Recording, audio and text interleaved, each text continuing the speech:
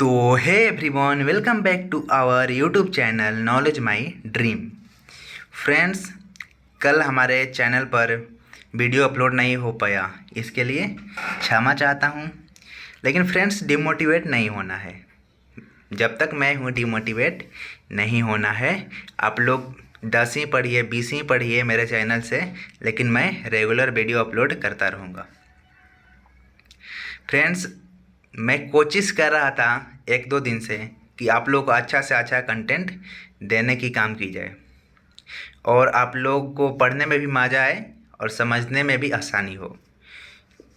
तो इसी बात को मद्देनज़र रखते हुए मैं आप लोगों के लिए वन शॉट वीडियो लेकर आया हूँ।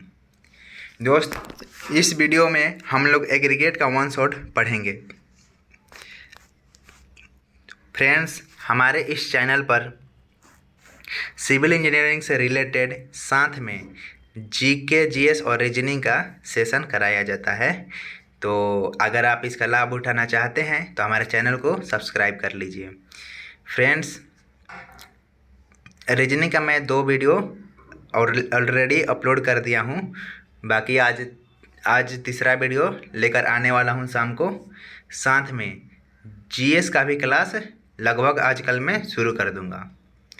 तो अभी मैं एग्रीगेट का वन शॉट सेशन कराने वाला हूँ। बहुत मज़ा आएगा और इसको अंदर गहराई तक जानेंगे कि एग्रीगेट होता क्या है, एग्रीगेट के बारे में सब कुछ जान लेंगे। तो बने रहिए हमारे वीडियो में और बाकी एंजॉय कीजिए और मेरा पढ़ाने का तरीका बताइएगा। अगर नहीं समझ में आता होगा तो आप लोग कमेंट कीजिएगा कि आप थोड़ा समझाने का प्रयास कीजिए और अच्छे से। तो फ्रेंड्स, एग्रीगेट के बारे में चर्चा करते हैं। तो एग्रीगेट होता क्या है? तो फ्रेंड्स, एग्रीगेट एक प्रकार का कंस्ट्रक्शन मटेरियल है, बिल्डिंग मटेरियल है। दोस्त, जब भी मोटार का बनाते हैं, कंक्रीट बनाते हैं, तो एग्रीगेट वहाँ पर यूज होता है। मोटार बनाने में या कंक्रीट बनाने में कहने का मतलब, अगर हिंदी में भोजपुरी में बताऊँ तो जो मसाला बोलते हैं ब्रिक्स को जोड़ने के लिए, वहाँ पर किसका यूज होता है? एग्रीगेट का होता है यूज। पिलर जब बनाते हैं, जो कॉलम बोला जाता है, कॉलम जिसे बोला जाता है, वहाँ पर किसका यूज होता है? एग्रीगेट का यूज होता है। प्लास्टर जब करते हैं दीवार को, वहाँ पर क्या यूज होता है? एग्रीगेट का यूज होता है। जब फ्लोरिंग करते हैं, सरफेस को प्लास्टर करते हैं, वहाँ पर भी क्या? एग्रीगेट का ही यूज होता है। तो एग्रीगेट का हर जगह यूज होता है। एग्रीगेट के जब पेमेंट डिजाइन में भी एग्रीगेट का यूज होता है। तो एक प्रकार का बहुत ही कॉमनली यूज्ड बिल्डिंग मटेरियल है, बोल सकते हैं। तो एग्रीगेट का 2 टाइप होता है, फाइन एग्रीगेट और कोर्स एग्रीगेट। आगे पढ़ेंगे, बाकी इसका इंट्रोडक्शन देखते हैं। Aggregates are the materials basically used as filler with binding material in the production of motor और कंक्रीट। मोटार क्या होता है, आप लोग बताइए, मोटार किसे कहते हैं?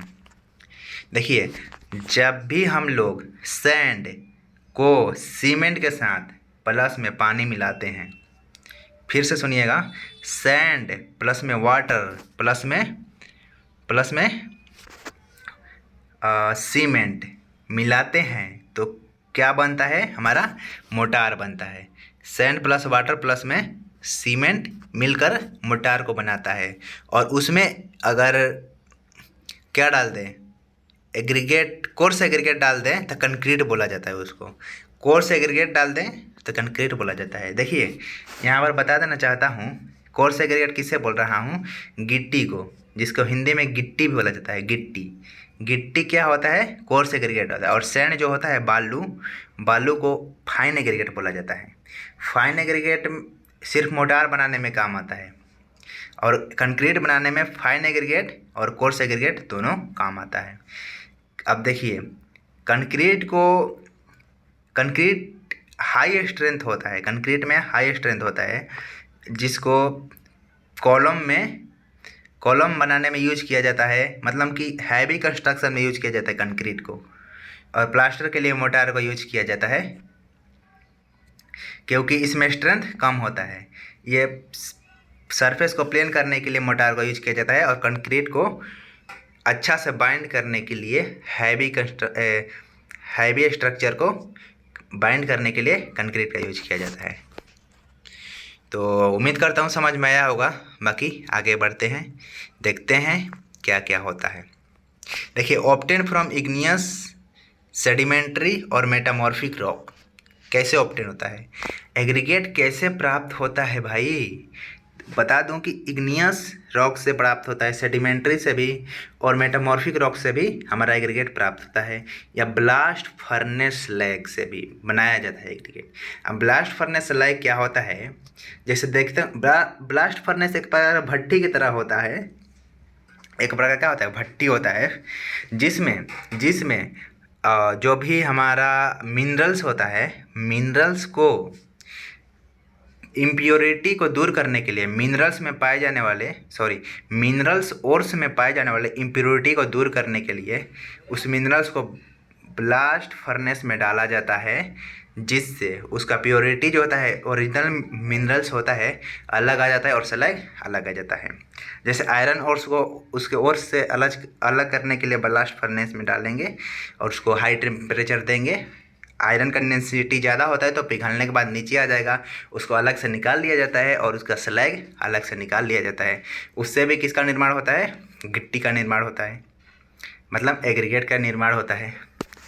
तो आगे चलते हैं। दे ऑक्यूपाई 70-80% वॉल्यूम इन कंक्रीट। जैसे मैंने बताया, जो कोर्स एग्रीगेट होते हैं 70-80% एग्रीगेट कंक्रीट में वॉल्यूम को ऑक्यूपाई करते हैं। यहाँ पर coarse aggregate plus fine aggregate दोनों का बात हो रहा है। बाकी 20% सीमेंट होता है या वाटर होता है। सीमेंट प्लस वाटर मिलाकर 20 से 30% होता है। बाकी जो एग्रीगेट होता है 70-80% कंक्रीट में वॉल्यूम को ऑक्यूपाई करते हैं। They should be clean, hard, strong and durable भी होना चाहिए भाई, क्यों नहीं होना चाहिए? अब देखिए, जो एग्रीगेट यूज करेंगे ना, क्लीन होना चाहिए, मतलब उसके अंदर कोई भी ऑर्गेनिक मटेरियल नहीं होना चाहिए, नहीं तो वो हार्म करेगा, मतलब नुकसान पहुंचाएगा स्ट्रक्चर को, रिएक्शन मार देगा, उसमें स्ट्रक्चर खराब हो जाएगा। तो इसीलिए वो क्लीन होना चाहिए, हार्ड होना चाहिए और स्ट्रांग होना चाहिए, ड्यूरेबल भी होना चाहिए। अब सब में अंतर होता है, बाकी बताएंगे, अब देखिए समझ लेते हैं। क्लीन मतलब समझ गए कि उसमें कोई भी ऑर्गेनिक मटेरियल नहीं होना चाहिए। हार्ड मतलब क्या हुआ, हार्ड मतलब जैसे कंपैक्ट टेस्ट पढ़े होंगे आप लोग, जैसे हथौड़ा से मारे, हथौड़ा से जैसे मारे एग्रीगेट को, तो वह कितना टूटता है कि नहीं टूटता है, कितना मजबूत है, उसको बोलेंगे हार्ड। स्ट्रॉन्ग, स्ट्रॉन्ग लगभग, हार्ड मतलब होता है कठोर, स्ट्रॉन्ग मतलब वही हुआ, लगभग वही हुआ। और ड्यूरेबल का मतलब अलग हुए हैं। ड्यूरेबल मतलब हिंदी में बोलते हैं टिकाऊ बोलते हैं इसको। ड्यूरेबल मतलब होता है रेजिस्टेंट अगेंस्ट वेदर। वेदर मतलब समझते हैं, जैसे कि गर्मी आ गया, ठंडा आ गया, रेन, वर्षा होने लगा, तो वर्षा में क्या होता है, आम्ल होता है, जो कि स्ट्रक्चर को इफेक्ट करता है, उसको क्षय करता है, तो उससे लड़ने का क्षमता होना चाहिए एग्रीगेट में, उसे बोलते हैं ड्यूरेबिलिटी। जो उसके पास रेन से लड़ने का क्षमता है, गर्मी से और ठंडा से लड़ने का जो क्षमता है, उसे ड्यूरेबिलिटी कहते हैं, उसी को। बाकी आगे पढ़ेंगे, अच्छा से पढ़ेंगे आगे। अब देखिए क्लासिफिकेशन देख लेते हैं, क्लासिफिकेशन ऑफ एग्रीगेट।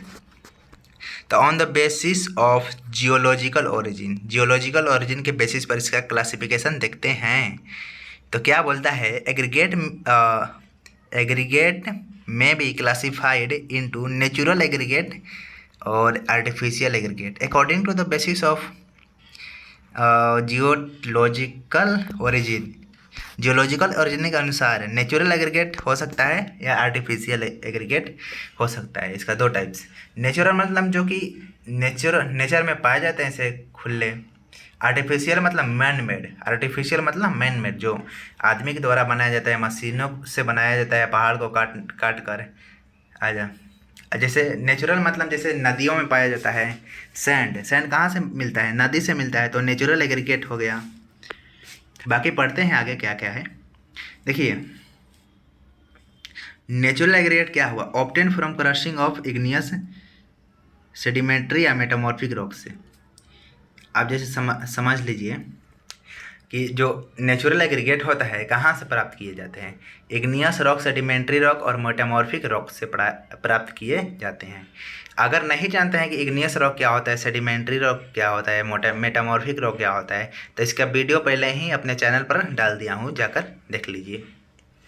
तो उसे प्राप्त होता है gravel sand reduce to their present size by natural agency and they comes into the this category. देखिए नेचुरल एजेंसी के कारण, जैसे कि हवा पानी हो गया, जैसे मान लीजिए कि रिवर में कोई चट्टान है तो उस पर बार बार पानी का फ्लो उस पर क्या डाल रहा है, एक प्रकार फोर्स लगा रहा है, तो उस पर एक प्रकार का प्रेशर जनरेट होगा जिससे क्रैक हो जाएगा, वो फिर टूट जाएगा, काफ़ी समय लगेगा टूटने में। तो वो जो एग्रीगेट जनरेट होगा ना, वो होता है नेचुरल एग्रीगेट, उसी को बोलेंगे। जैसे ग्रेवल हो गया, सैंड हो गया, अपना क्या बोलते हैं, शेप को रिड्यूस कर लेते हैं, अपना साइज को रिड्यूस कर लेते हैं। नेचुरल एजेंसी मतलब हवा पानी बरसात ग्लेशियर यही सब के कारण फिर वो इस कैटेगरी में आ जाते हैं।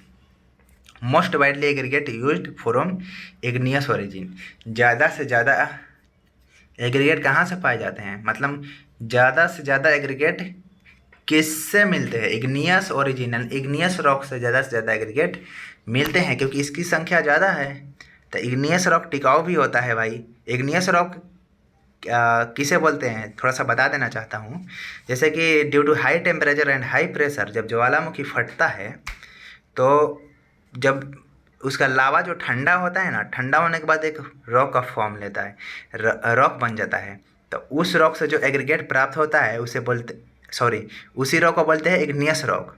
और जो उससे एग्रीगेट जो प्राप्त होता है उसी को ज़्यादा यूज किया जाता है और वो टिकाऊ भी होते हैं। अब देखिए आर्टिफिशियल एग्रीगेट क्या होता है, थोड़ा सा जल्दी जल्दी पढ़ा देता हूँ ताकि वीडियो ज़्यादा लंबा ना हो।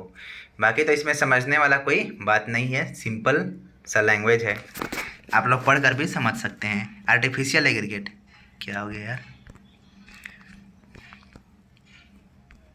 हाँ आर्टिफिशियल एग्रीगेट क्या होता है। देखिए ब्रोकन ब्रिक्स हो गया, ब्लास्ट फर्नेस स्लैग हो गया, सिंथेटिक एग्रीगेट हो गया, आर्टिफिशियल एग्रीगेट हो, ये सब क्या है आर्टिफिशियल एग्रीगेट है, यही सब है। ब्रोकन ब्रिक्स मतलब ईंट का टुकड़ा हो गया, ब्लास्ट फर्नेस स्लैग तो समझा ही दिया हूँ, जो मिनरल्स और से जो इम्प्योरिटी होता है उससे बनता है। सिंथेटिक एग्रीगेट होता है और आर्टिफिशियल एग्रीगेट, ये सबको क्या है, आर्टिफिशियल एग्रीगेट इन्हीं को बोलते हैं। तो ब्रोकन ब्रिक्स क्या होता है, नोन एज ब्रिक्स बेड्स। अब जो ईंटा टूट गया है ना उसे बोलेंगे बेड्स, बोलेंगे ब्रिक्स बेड्स। अच्छा, कौन कौन फाउंडेशन को फिलिंग होते हुए देखा है? जब फाउंडेशन को भरा जाता है, जो जिसे क्या बोलते हैं, प्लिंथ बोलते हैं, प्लिंथ, जो ग्राउंड लेवल के ऊपर जो प्लिंथ फिलअप होता है, प्लिंथ बनाया जाता है फाउंडेशन, तो उसके अंदर क्या भरा जाता है, ब्रिक बेड्स भरा जाता है, मतलब ब्रिक के टुकड़ा भरा जाता है, देखे हैं कि नहीं? तो उसमें यूज होता है ब्रिक के टुकड़ा को। यहाँ पर बोल रहा है bed are suitable for mass concreting, for example in foundation base. Foundation base को बनाने के लिए, मास कंक्रीटिंग के लिए, जब मास कंक्रीटिंग मतलब हैवी स्ट्रक्चर, जैसे क्या हो गया, रोड हो गया, पेवमेंट के नीचे भी क्या फर्स्ट लेयर किसका होता है, ब्रिक्स डाला जाता है, नीचे ब्रिक्स का टुकड़ा डाला जाता है, ब्रिक्स बेड्स। तो इसमें सब किसका यूज होता है, मास कंक्रीटिंग के लिए ब्रिक्स बेड्स का यूज होता है। लेकिन it is not use for RCC.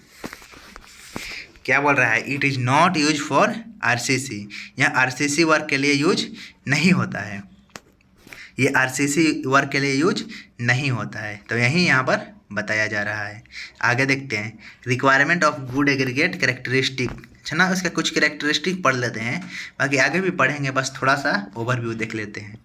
तो क्या बोल रहा है, अ गुड एग्रीगेट, क्या बोल रहा है, अ good aggregate must be clean free from coating. Coating जानते हैं, जैसे जैसे दीवार के ऊपर जो पेंट चढ़ाया रहता है, एक कोट आता है, उस एक थोड़ा सा प्लाज्मा अवस्था में एक कोट रहता है जिसको दीवार के ऊपर लगाया जाता है, लिक्विड की तरह ही रहता है, लेकिन ज़्यादा हार्ड होता है थोड़ा सा, तो वहीं कोटिंग होता है। तो उस पर किसी चीज़ का लेयर नहीं होना चाहिए, मतलब सिंपल भाषा में समझिए ना, उसके ऊपर कोई चीज़ का लेयर नहीं होना चाहिए, कोटिंग नहीं होना चाहिए। क्ले एक मिट्टी है जो बहुत सबसे फाइनेस्ट मिट्टी क्या है, क्ले है। उसके बाद सिल्ट आता है, सबसे फाइन मिट्टी क्ले ही होता है, जिसका साइज 75 माइक्रोन होता है। उसके बाद सिल्ट होता है। तो ये सब का लेयर वहाँ पर नहीं होना चाहिए, ये सब लगा हुआ उसमें नहीं होना चाहिए। समझ रहे हैं ना? आगे देखते हैं क्या बताए। इट मस्ट बी ड्यूरेबल, क्या होना चाहिए, बहुत स्ट्रॉन्ग होना चाहिए और ड्यूरेबल होना चाहिए। It must be strong and durable होना चाहिए। समझ रहे हैं ना? It should be well graded होना चाहिए विथ मिनिमम वॉइड्स। वॉइड्स आप जानते ही हैं, वॉइड्स क्या होता है। जैसे पार्टिकल्स हो गया, ये जैसे समझिए ये पार्टिकल्स हो गए छोटे छोटे, मान लीजिए पार्टिकल्स हो गया, इसके भी जितना भी खाली स्थान है ना, इसको बोलते हैं वॉइड्स बोलते हैं। अब वॉइड्स में क्या फील्ड रहेगा, वॉइड्स के अंदर क्या रहेगा, एयर रहेगा या वाटर रहेगा। फील्ड विथ एयर या वाटर, ये दोनों से फील्ड रहेगा। समझ रहे हैं ना? तो एयर से या वाटर से क्या रहेगा, फील्ड रहेगा वॉइड्स। तो वेल ग्रेडेड मतलब एक ही श्रेणी का होना चाहिए। अब ऐसा नहीं है ना कि एक जो एग्रीगेट है वो 40 mm का है, 20 mm का है, बाकी सब 5 mm का है, कोई 10 mm का, ऐसा नहीं होता। एक ही श्रेणी का होना चाहिए, एक ही साइज का होना चाहिए। They should have rough texture, बनावट उसका रफ होना चाहिए, बेटर फॉर बॉन्डिंग। अब बताइए जैसे मान लीजिए एक एग्रीगेट हो गया, ऐसे एंगुलर हो गया एग्रीगेट, एक हो गया इससे एग्रीगेट हो गया, एक थोड़ा सा मान लीजिए टेढ़ हो गया, तब बताइए किसका बाइंडिंग सबसे स्ट्रांग होगा, यानी कि कौन सबसे अधिक बाइंडिंग प्राप्त करेगा। बाइंडिंग समझ रहे हैं ना? अधिक मजबूती से कौन जोड़ेगा, किसी भी स्ट्रक्चर को अधिक मजबूती से कौन जोड़ेगा। जो एंगुलर एग्रीगेट होगा उसका स्ट्रेंथ ज़्यादा होगा, बाइंडिंग प्रॉपर्टी ज़्यादा होगा। कि जो रोलर होगा, ये राउंडेड होगा, उसका बाइंडिंग प्रॉपर्टी ज़्यादा होगा। कि जो इरेगुलर थोड़ा सा होगा, थोड़ा सा एंगुलर, उसका होगा। तो देखिए यहाँ जाहिर से बात है कि जो एग्रीगेट एंगुलर होगा, यानी कि जो एग्रीगेट एंगुलर होगा उसका बाइंडिंग प्रॉपर्टी, बाउंडिंग ज़्यादा मजबूत होगा। और वैसा एग्रीगेट किस प्रवृत्ति का होगा, रफ टेक्सचर होगा, उसका बनावट क्या होगा, रफ होगा, उसमें रफनेस ज़्यादा होंगे। क्यों उसका बाइंडिंग ज़्यादा होगा, क्योंकि उसका सरफेस एरिया क्या होगा, ज़्यादा होगा। तो अंदर जो खाली स्थान बचेंगे, वॉइड्स ज़्यादा होंगे, तो वॉइड्स के अंदर क्या जाएगा, ये कंक्रीट या मोटार, तो ये ज़्यादा यहाँ पर बाइंडिंग मजबूत करेंगे इसका। समझ रहे हैं ना? अच्छा आगे देखिए। It should not absorb water more than 5%, added water to avoid variation in the water cement ratio. अब बताइए कि जो भी एग्रीगेट कंस्ट्रक्शन में यूज करेंगे वहाँ है, उसका पहले वाटर टेस्ट करेंगे, वाटर एब्जॉर्प्शन टेस्ट है। तो वहाँ क्या होना चाहिए कि 5% से ज़्यादा पानी को ऑब्जॉर्व नहीं करना चाहिए। नहीं तो क्या होगा, उससे वाटर सीमेंट रेशियो में वेरिएशन आ जाएगा, बदलाव आ जाएगा। जैसे मान लीजिए जब हम लोग मोटार या कंक्रीट को बनाएंगे तो वहाँ पर तय रहता है कि भाई 1:6 रेशियो 2.5 ले लेते हैं यहाँ पर। जैसे मान लीजिए वहाँ पर फिक्स रहता है कि सीमेंट 1 kg लेंगे तो उसमें कोर्स एग्रीगेट 6 kg लेंगे और फाइन एग्रीगेट 2.5 kg लेंगे। तो इसमें वेरिएशन आ जाता है, क्योंकि ज़्यादा और उसमें जो वाटर जो मिलाएंगे 5 लीटर मान लीजिए मिलाएंगे, तो पहले से अगर एग्रीगेट ज़्यादा वाटर अगर मान लीजिए ऑब्जॉर्व किया है, पहले से ही ज़्यादा वाटर एब्जॉर्ब कर लिया है 5% से ज़्यादा, तो और इतना मिलाएंगे तो उसमें वाटर की मात्रा क्या हो जाएगा, ज़्यादा हो जाएगा। वाटर की मात्रा बहुत अधिक हो जाएगा, जिससे क्या हो जाएगा, जिससे हमारा स्ट्रेंथ नहीं आएगा, स्ट्रेंथ क्या हो जाएगा, घट जाएगा। तो वाटर का मात्रा ज़्यादा अधिक भी नहीं होना चाहिए, कम भी नहीं होना चाहिए। देखिए अधिक होने से क्या हो जाएगा, ओवरफ्लो होने लगेगा मटेरियल्स का, जो भी कंक्रीट या मोटर ओवरफ्लो हो जाएगा। तो उससे भी नुकसान है। और वाटर का मात्रा कम रहेगा तो बढ़िया से बाइंड नहीं कर पाएंगे, मटेरियल आपस में बाइंड नहीं कर पाएंगे, अंदर वॉइड्स छोड़ देंगे। तो जब वॉइड्स छोड़ देंगे तो डेंसिटी कम होगा, उससे क्या हो जाएगा, मटेरियल ड्यूरेबल नहीं होगा, स्ट्रांग नहीं होगा, वीक हो जाएगा। तो इट शुड नॉट हैव, क्या बोल रहा है, it should not have angular shape for strong interlocking, sorry it should have, यानी कि क्या बोले अभी कि एंगुलर शेप का होना चाहिए, जो भी एग्रीगेट है हमारा एंगुलर शेप का होना चाहिए फॉर स्ट्रांग इंटरलॉकिंग, क्योंकि एंगुलर शेप का जो एग्रीगेट होता है वो क्या इंटरलॉकिंग को क्या करता है, स्ट्रांग करता है, इंटरलॉकिंग को स्ट्रांग करता है, स्ट्रांग इंटरलॉकिंग देता है जो एंगुलर शेप का एग्रीगेट होता है। अ good aggregate should be strong, have sufficient impact होता है क्रशिंग एंड एब्रेशन स्ट्रेंथ। देखिए क्या बोल रहे हैं यहाँ पर, जो गुड एग्रीगेट होता है, गुड एग्रीगेट कौन एग्रीगेट होता है, एंगुलर एग्रीगेट होता है। अभी मैं बताया हूँ कि एंगुलर जो एग्रीगेट होता है वह गुड एग्रीगेट होता है, जो क्या देता है, स्ट्रॉन्ग सफिशिएंट इम्पैक्ट होता है, मतलब कि अच्छा से अंदर वॉइड्स नहीं छोड़ता, अच्छा से इम्पैक्ट होता है। और क्रशिंग, समझ रहे हैं ना, क्रशिंग स्ट्रेंथ भी उसका ज़्यादा होता है और एब्राशन स्ट्रेंथ भी ज़्यादा होता है। अब तीनों के बारे में जानते हैं, देखिए बताता हूँ क्या होता है। इम्पैक्ट क्या होता है, जैसे मान लीजिए ये स्ट्रक्चर हो गया, पेवमेंट हो गया इम्पैक्ट मतलब इस पर हथौड़ा से मार कर चेक करेंगे, हथौड़ा से, कि क्रैक आता है कि नहीं इस पर सॉरी, इस पर हथौड़ा से मार कर चेक करेंगे इस पर क्रैक आता है कि नहीं आता है। उसको बोलेंगे, जब हथौड़ा से मारेंगे ना तो कितना इसमें स्ट्रेंथ है, उसको बोलेंगे इम्पैक्ट, कितना इम्पैक्ट है, दब रहा है कि, मतलब कि एक प्रकार का दब रहा है कि नहीं, मतलब कि टूट रहा है कि नहीं, ये देखेंगे, इम्पैक्ट है। बाकी टूट रहा है, कितना टिकाऊ है, इसको बोलेंगे इम्पैक्ट टेंस। तब हथौड़ा से मारकर चेक करेंगे, इसको बोलेंगे इम्पैक्ट टेंस होता है। क्रशिंग का मतलब क्या होता है, क्रशिंग मतलब होता है कंप्रेशन। जैसे कि मान लीजिए ये पेवमेंट हो गया, कोई कंक्रीट का बनाया हुआ एक क्यूब हो गया, मान लीजिए क्यूब है कंक्रीट का बनाया हुआ, समझ रहे हैं ना। इसके ऊपर एक क्या कीजिए, रॉड से इस ऊपर फोर्स लगाइए, क्या कीजिए कि इसके ऊपर रॉड से फोर्स लगाइए, जैसे कि कट गया, मान लीजिए कि क्यूब है, इसके ऊपर मान लीजिए फोर्स लगा रहे हैं ऐसे, और फोर्स बढ़ाते जाइए, और फोर्स बढ़ाते जाइए जब तक ले टूटे ना, मतलब कंप्रेस कीजिए, गत्ते गत्ते फोर्स को बढ़ाते जाइए। इसमें एक फोर्स नहीं लगाना है, गत्ते गत्ते फोर्स का जो वैल्यू है उसको इंक्रीज करना है, फोर्स को इंक्रीज करना है धीरे धीरे। तो ये जो कहलाएगा क्रशिंग टेस्ट कहलाएगा, क्रशिंग कहलाएगा कि कितना क्रशिंग क्षमता है, इस एग्रीगेट का कितना क्रशिंग क्षमता, यानी कंप्रेशन सहने का क्षमता है। और इम्पैक्ट मतलब समझिएगा कि अचानक से चोट देंगे तो उसे इम्पैक्ट बोलेंगे, धीरे धीरे चोट देंगे तो उसे बोलेंगे क्रशिंग बोलेंगे। एब्राशन मतलब घर्षण होता है, घर्षण स्ट्रेंथ जानिएगा। जैसे पेमेंट डिजाइन की है तो उस पर क्या चलेगी, पहिया चलेगी, तो पहिया चलेगी तो कितना उसका छाने का क्षमता है, घर्षण होगा, जाहिर सी बात है घर्षण होगा, तो वह कहलाएगा एब्राशन स्ट्रेंथ कहलाएगा। A good aggregate should be durable to resist atmospheric variation. जैसे कि गर्मी का दिन आता है, ठंडा का दिन आता है, इस सबको वेरिएशन में रेजिस्ट करने का क्षमता होना चाहिए गुड एग्रीगेट के पास, तब वो क्या कहलाएगा, गुड एग्रीगेट कहलाएगा। ब्लास्ट फर्नेस स्लैग क्या होता है, पहले भी बता चुका हूँ, यहाँ लिखा हुआ है कि blast furnace slag aggregate is obtain from the slow cooling of slag flowed by the crushing.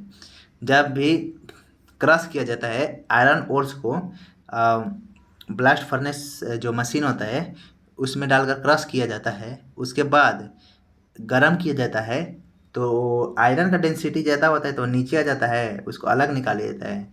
बाकी जो अलग निकलता है, स्लैग अगर अलग निकलता है, वो जब ठंडा हो जाता है तो एग्रीगेट का रूप ले लेता है। क्या बोल रहा है, स्लो कूलिंग ऑफ स्लैग, जब स्लैग ठंडा होता है तो एग्रीगेट का रूप ले लेता है। This aggregate has good fire resisting property होता है, but has responsible for corrosion of reinforcement due to the sulphur content of slag.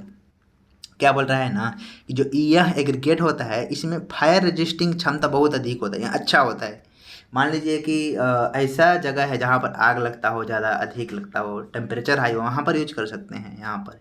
लेकिन लेकिन इसका कुछ कमियाँ भी है। क्या है कमियाँ? कि corrosion of reinforcement due two sulphur content. अब देखिए वो स्लैग है और से निकला है तो उसमें सल्फर कंटेंट ज़्यादा रहेगा। ज़्यादा रहने के कारण क्या कहता है? क्षय होता है उसका। क्रोजन ऑफ रेनफोर्समेंट मतलब कि जंग लगा देता है। जो रेनफोर्समेंट रॉड डला होता है, जैसे मान लीजिए पिलर है, पिलर के अंदर क्या रहता है? जैसे 4 ठो रॉड रहता है ना, 4 ठो रॉड होता है, तो उसको क्या करता है? क्रोशन कर देता है। क्रोशन मतलब जानते हैं ना? क्षय मतलब जंग उसमें लग जाता है, इसके कारण, ये एग्रीगेट यूज करने का कारण। अब देखिए classification on the basic of size. अब साइज के अनुसार एग्रीगेट का क्लासिफिकेशन कर लेते हैं भाई, कि कौन सा साइज का एग्रीगेट किस कैटेगरी में आएगा। तो देखिए कोर्स एग्रीगेट जो होता है ना, कोर्स एग्रीगेट, उसका कैटेगरी होता है 4.75 से लेकर 80 mm के रेंज में। जो एग्रीगेट का साइज होगा उसे बोलेंगे कोर्स एग्रीगेट। ध्यान से सुनिएगा, ध्यान से सुनिएगा। कैसे सुनिएगा? ध्यान से, बहुत इंपॉर्टेंट है। कोर्स एग्रीगेट का जो साइज होता है 4.75 mm से 80 mm तक होता है। किसका? कोर्स एग्रीगेट का साइज होता है। मान लीजिए देखिएगा ऑब्जेक्टिव में कि which of the following is coarse aggregate, तो साइज देखिएगा जो 4.75 से लेकर 80 mm के बीच में होगा, दैट विल बी क्या होगा? कोर्स एग्रीगेट होगा। और जो 0.075 से लेकर 7 पॉइंट, यहाँ पॉइंट छूट गया है, 7.75 mm के बीच होगा, वो फाइन एग्रीगेट में आएगा। जैसे सैंड का जो साइज होता है कितना होता है? कितना होता है? सैंड का जो साइज होता है वो होता है 4.75 mm होता है। ये वाला 4.75 होता है ना, वो सैंड का साइज होता है। कोई फाइन सैंड भी होता है, सैंड में भी कई प्रकार होता है। जो कोर्स सैंड का साइज होता है, अच्छा ना, 4.75 mm होता है। इससे बड़ा अगर हो ना पार्टिकल तो सैंड में नहीं आएगा। मैक्सिमम सैंड का साइज कितना हो सकता है? इसलिए वो क्या है? फाइन एग्रीगेट कहलाता है। और देखिए, और बोल रहा है फाइन एग्रीगेट का किसके किसके बीच होना चाहिए? 0.075 से लेकर 4.75 mm के बीच होना चाहिए। 0.075 का मतलब क्या? मतलब कि 75 सिंबल समझिए, 75 माइक्रोन, 75 माइक्रोन यानी कि 10 के पावर -6 मीटर, है ना। 75 इंटू 10 के पावर -6 मीटर। अगर मैं इसको चेंज कर दूं तो इसका वैल्यू हो जाएगा, ध्यान मतलब समझिए एक प्रकार से, कि 0.075 mm से लेकर 4.75 mm के बीच फाइन एग्रीगेट का साइज होता है। और इसी को बोल देंगे क्या? 75 माइक्रोन बोलते हैं। इसी को अगर माइक्रोन में चेंज करेंगे तो 75 माइक्रोन हो जाएगा। आगे बढ़ते हैं। यहाँ पर नोट में लिखा है, नोट में, कि देखिए फाइन एग्रीगेट में कौन आएगा। अगर मान लीजिए कि 75 माइक्रोन भी नहीं लेते हैं तो फाइन एग्रीगेट का जो साइज होगा minimum, smallest size of fine aggregate 60 micron तक हो सकता है। उससे मिनिमम आएगा तो एग्रीगेट में नहीं गिना जाएगा। यहाँ पर क्या रूल है कि जो एग्रीगेट के स्मॉलेस्ट पार्टिकल का साइज होना चाहिए ज़्यादा से ज़्यादा 60 माइक्रोन तक हो सकता है। उससे अगर नीचे जाएगा, उससे साइज कम रहेगा तो एग्रीगेट में नहीं गिना जाएगा। ये रूल है। कोर्स एग्रीगेट क्या होता है? तो यहाँ पर coarse aggregate retained on 4.75 mm sieve are defined as the coarse aggregate.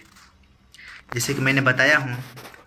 अब देखिए इसका टेस्ट कैसे किया जाता है कि कौन फाइन एग्रीगेट है, कौन कोर्स एग्रीगेट है। तो सीप के द्वारा, सीप जानते हैं क्या होता है? चलनी, जिसको गांव के भाषा में या हिंदी में चलनी कहते हैं।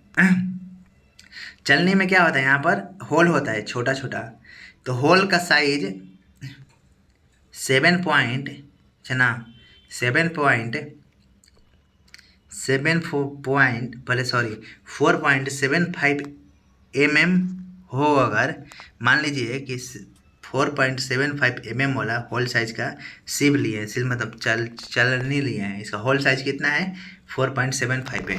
तो इससे अगर एग्रीगेट अगर चालेंगे तो जो इसके ऊपर रिटेन करेगा वो किस में आएगा, इसके ऊपर जो रिटेन करेगा वो किस में आएगा, कोर्स एग्रीगेट में आएगा, कोर्स एग्रीगेट में आएगा। जो इससे नीचे गिर जाएगा उसके क्या बोलेंगे, फाइन एग्रीगेट बोलेंगे। जो इसके नीचे पार कर जाएगा इस होल को उसे बोलेंगे फाइन एग्रीगेट, और जो रिटेन कर जाएगा मतलब इसी पर रुक जाएगा उसे बोलेंगे क्या, कोर्स एग्रीगेट बोलेंगे उसको। समझ में आया, उसको बोलेंगे कोर्स एग्रीगेट बोलेंगे। तो आगे बढ़ते हैं। ऑब्टेन बाय नेचुरल डिसइंटीग्रेशन और आर्टिफिशियल क्रशिंग ऑफ रॉक्स। जाहिर सी बात है एग्रीगेट का दो सोर्स होता है, आर्टिफिशियल यानी कि मानव तोड़कर बनाए, या नेचुरल एजेंसी के कारण डिसइंटीग्रेट करे मतलब टूटे। कोई रॉक्स अगर नेचुरल एजेंसी के कारण डिसइंटीग्रेट कर कर एग्रीगेट का फॉर्म ले लेती है, या आदमी उसको तोड़कर बनाता है मशीन द्वारा या जैसे भी हाथ हथौड़ी द्वारा।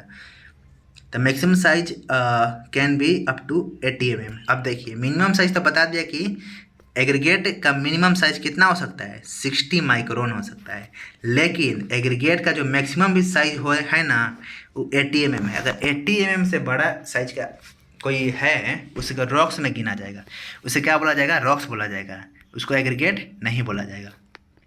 अगर कोई स्टोन है, सॉरी मान लीजिए कोई एग्रीगेट पत्थर है, उसका साइज है 80 mm से अधिक तो उसके रॉक्स बोला जाएगा।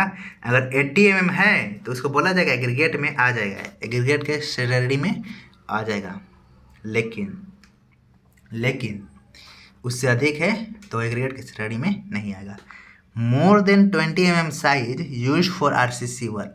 आरसीसी वर्क के लिए कौन सा एग्रीगेट यूज किया जाता है, रेनफोर्स सीमेंट यानी कॉलम को बनाने के लिए, पिलर को ढालने के लिए, उसमें कौन सा aggregate, more than 20 mm size use for RCC work, यानी कि जो जिसका साइज कितना होना चाहिए 20 mm से अधिक होना चाहिए।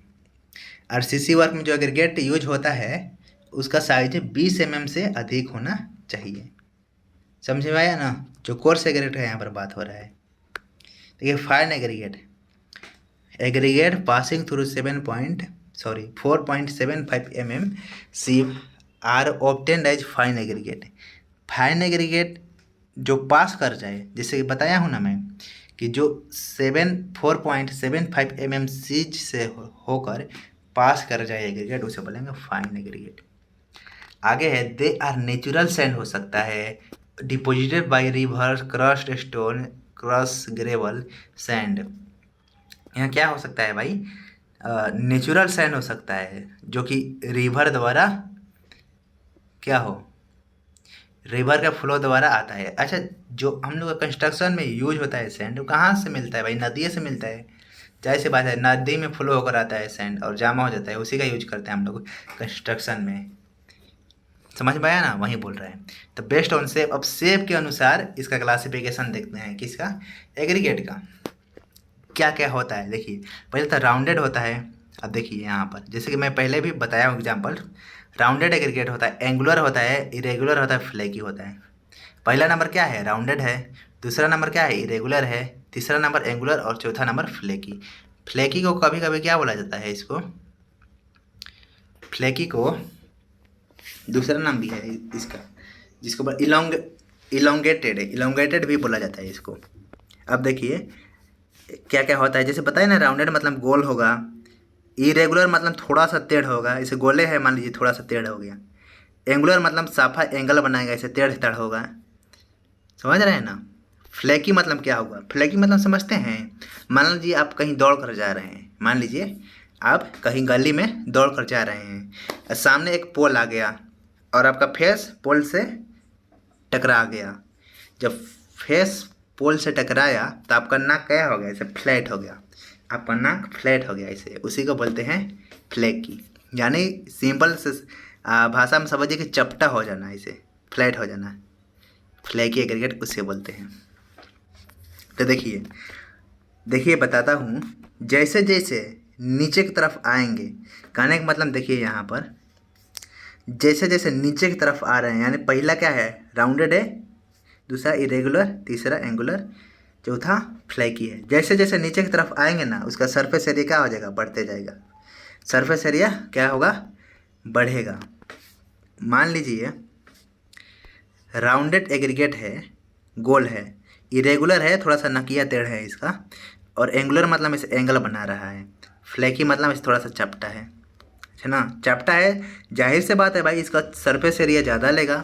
सरफेस एरिया समझते हैं ना क्या होता है, जैसे कि मान लीजिए सेम मास हो, सेम मास हो, किसी मान लीजिए एग्रीगेट का सेम मास है, हैं, उसको अगर सरफेस पर रखेंगे तो कितना वैल्यूम लेगा, कितना वैल्यूम छेकेगा। मान लीजिए कोई भी ऑब्जेक्ट है, उसको मान लीजिए एगो लिए ऑब्जेक्ट, मतलब कि उसका कुल मिलाकर वेट सेम होना चाहिए ऑब्जेक्ट का, समझ रहे हैं ना। और कितना वैल्यूम छेक रहा है, उसको नीचे जब रख रहे हैं ज़मीन पर, तो कितना वैल्यूम कवर कर रहा है, उसे बोलेंगे, क्या बोलेंगे, सरफेस एरिया बोलेंगे उसका। अब मान लीजिए जो राउंडेड एग्रीगेट है, तो उसका सरफेस एरिया कम होगा, क्यों, क्योंकि वहाँ एरिया कम कवर करेगा। इरेगुलर है थोड़ा सा, वो थोड़ा इससे ज़्यादा लेगा, इससे ज़्यादा सरफेस एरिया लेगा, सरफेस एरिया इससे अधिक लेगा। जो एंगुलर होगा इससे भी अधिक लेगा भाई, इससे ज़्यादा लेगा एंगुलर। और जो फ्लैकी होगा, फ्लैकी, फ्लैकी मतलब क्या, चपटा होगा। तो जो चपटा है भाई, तो जाहिर से बात है भाई, चपटा है तो ज़्यादा लेगा, ऐसे ज़्यादा एरिया कवर करेगा। समझ में आया ना, यही कंसेप्ट है। तो जैसे जैसे नीचे को आएंगे, वैसे वैसे सरफेस एरिया क्या होगा, बढ़ते जाएगा। तो सबसे ज़्यादा सरफेस एरिया किसका होगा, फ्लैकी का, फिर एंगुलर का, फिर इरेगुलर का, फिर राउंडेड। अब मान लीजिए 1 kg कोर्स एग्रीगेट लिए, मान लीजिए 1 kg यहाँ पर कोर्स एग्रीगेट है ये, और 1 kg फाइन एग्रीगेट लिए हैं यहाँ पर, तो किसका सरफेस एरिया ज़्यादा होगा, आप कमेंट में बताइए। आप हमको अभी बताइए, कमेंट में नहीं, अभी बताइए कि सरफेस एरिया किसका ज़्यादा होगा। एक फाइन एग्रीगेट है, कोर्स एग्रीगेट है, दोनों का वेट सेम है, दोनों का मास वेट मान लीजिए सेम है, तो सरफेस एरिया किसका ज़्यादा होगा, है ना। तो देखिए मैं बता देता हूँ कि सरफेस एरिया फाइन एग्रीगेट का अधिक होता है कोर्स एग्रीगेट के मुकाबला में। जैसे आप घर पर भी प्रैक्टिकल कर सकते हैं। आप देखिए जैसे सीमेंट हो गया, 1 kg सीमेंट लीजिए, 1 kg गिट्टी लीजिए, अब दोनों को ज़मीन पर रखिए, कौन ज़्यादा जगह छेकेगा, अब आप ही बताइए खुद। 1 kg सीमेंट लीजिए और 1 kg गिट्टी ले लीजिए, अब कौन ज़्यादा एरिया कवर करेगा। जाहिर सी बात है भाई, सीमेंट को कितना भी फैलाया जा सकता है भाई, उसको ज़्यादा एरिया कवर करेगा। और गिट्टी को रख दीजिएगा जैसे वैसे के वैसे रह जाएगा। तो सरफेस एरिया फाइन एग्रीगेट का ज़्यादा होता है, यहाँ से सीखने को मिलता है। सरफेस एरिया फाइन एग्रीगेट का ज़्यादा होता है कोर्स एग्रीगेट के मुकाबले, समझ गए ना। आगे देखिए, आगे क्या है, हाँ यहाँ पर देखिए, सरफेस एरिया अगर बढ़ेगा, सरफेस एरिया बढ़ेगा, जितना ज़्यादा सरफेस एरिया उतना ज़्यादा बाउंड स्ट्रेंथ होगा, उसका बाइंडिंग स्ट्रेंथ उतना ही ज़्यादा होगा, और उसका इंटरलॉकिंग जो होगा उतना ही ज़्यादा होगा, बेस्ट इंटरलॉकिंग देगा। इंटरलॉकिंग मतलब बाइंडिंग स्ट्रेंथ देगा। जितना ज़्यादा सरफेस एरिया होगा, बाउंड स्ट्रेंथ उतना ही बढ़ेगा। जैसे मान लीजिए कि हम लोग जब आरसीसी को फिल करते हैं, रेनफोर्स को, कॉलम को भरते हैं, तो जो कैसे बाइंडिंग स्ट्रेंथ कैसे मिलता है, आप देखिए। जो कॉलम में रेनफोर्स्ड के, जो कॉलम में पूरा जो जितना भी वॉइड्स होता है, उसमें मान लीजिए कंक्रीट फिल कर देंगे, तो जो कोर्स एग्रीगेट होगा, कोर्स एग्रीगेट के अंदर क्या होगा, वॉइड्स होगा। यहाँ सब ये मान लीजिए कोर्स एग्रीगेट है, कोर्स एग्रीगेट के अंदर क्या है, वॉइड्स होगा, क्या होगा, वॉइड्स होगा, सॉरी। मान लीजिए कोर्स एग्रीगेट है, इसके अंदर क्या है, ये सब क्या है, वॉइड्स है। तो कोर्स एग्रीगेट के अंदर जो वॉइड्स होगा उसे क्या भरेगा, फाइन एग्रीगेट भर रहा है। मान लीजिए फाइन एग्रीगेट आ गया, इसका कोर्स एग्रीगेट का वॉइड्स कौन भरा, फाइन एग्रीगेट भरा। जो फाइन एग्रीगेट के अंदर जो वॉइड्स होगा उसे क्या भरेगा, सीमेंट भरेगा। सीमेंट का पार्टिकल और भी छोटा होगा, बहुत छोटा होगा सीमेंट का पार्टिकल, उसके अंदर जो वॉइड्स होंगे तो सीमेंट पार्टिकल भरेगा।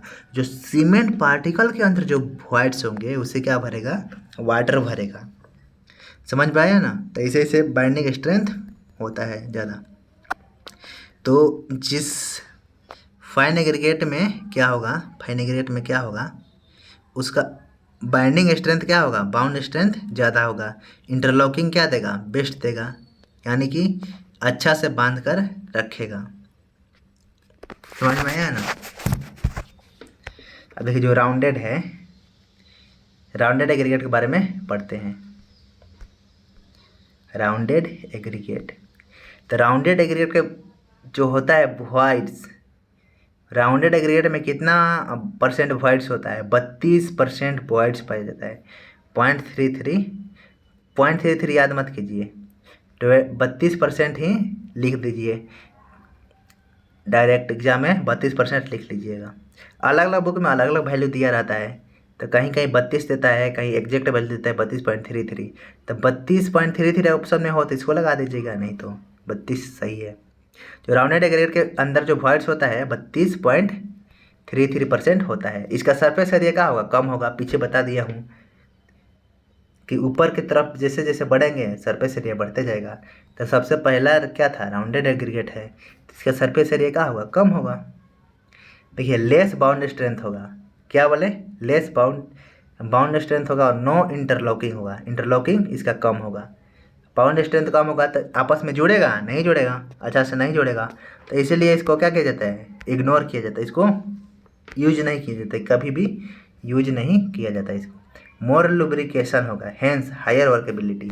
ये वर्केबिलिटी क्या देगा, हाई देगा। अब देखिए जैसे जैसे वर्केबिलिटी जैसे जैसे बढ़ेगा ना, वैसे वैसे जो होगा क्या बोलते हैं, इसका स्ट्रेंथ, बाउंड स्ट्रेंथ वैसे वैसे घटेगा। वर्केबिलिटी जानते हैं, वर्केबिलिटी क्या होता है कि सीमेंट में कितना पानी मिलाएं कि वो अच्छा से वर्क करे।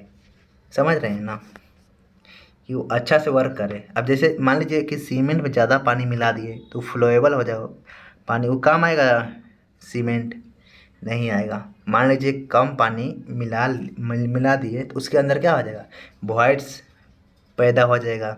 और उसको जब कॉलम में भरेंगे उस सीमेंट को, मान लीजिए पाइप में गिरा रहे हैं, तो अच्छा से कॉम्पैक्ट नहीं हो पाएगा, अच्छा ना। तो इसके बाकी जो टर्म है, जो मेन टर्म है, इसके बारे में अलग से वीडियो बना दूंगा। वर्केबिलिटी हो गया, स्पेसिफिक ग्रेविटी हो जाएगा, ये सब अलग अलग मतलब वीडियो बना देंगे, अच्छा से समझा देंगे उसमें। तो आगे बढ़ते हैं, वीडियो लंबी हो रही है, अभी बहुत कुछ पढ़ना है इसमें। ऑब्टेन फ्रॉम रिवर, सी शोर। सी शोर मतलब समझते हैं, कहाँ कहाँ मिलता है। देखिए नदी में क्या पाया जाता है, राउंडेड एग्रीगेट पाया जाएगा। सी शोर मतलब समुद्र के किनारे भी जाइएगा ना तो वहाँ पर राउंडेड एग्रीगेट पाया जाएगा, चिकना चिकना पाया जाता है ना। हाँ, प्रोसीडर में मैक्सिमम मिनिमम वॉइड्स, इसमें वॉइड्स क्या होता है, मिनिमम होते हैं, इसीलिए तो इसका बाइंडिंग स्ट्रेंथ कम होता है। अब देखिए वर्केबिलिटी क्या बढ़ेगा तो स्ट्रेंथ क्या होगा, घटेगा। यहाँ पर स्ट्रेंथ घटेगा। अब देखिए they have minimum surface area to the value. Surface area क्या होता है, इसका कम होता है, बताए हैं ना पहले। सीमेंट पेस्ट रिक्वायर्ड मिनिमम, तो सीमेंट पेस्ट इसको जोड़ने के लिए सीमेंट पेस्ट का कम यूज होगा। पुअर इंटरलॉकिंग इसका ठीक नहीं होता है।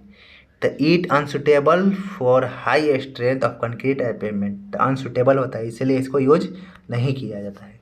इरेगुलर, देखिए इरेगुलर एग्रीगेट में कौन कौन आता है, पीट सैंड जो होता है, पीट सैंड आता है, ग्रेवल सैंड जो आता है, सब क्या होता है, इरेगुलर होता है, इरेगुलर एग्रीगेट में आता है। इसमें क्या होता है ना, required more cement paste as compare to the rounded aggregate.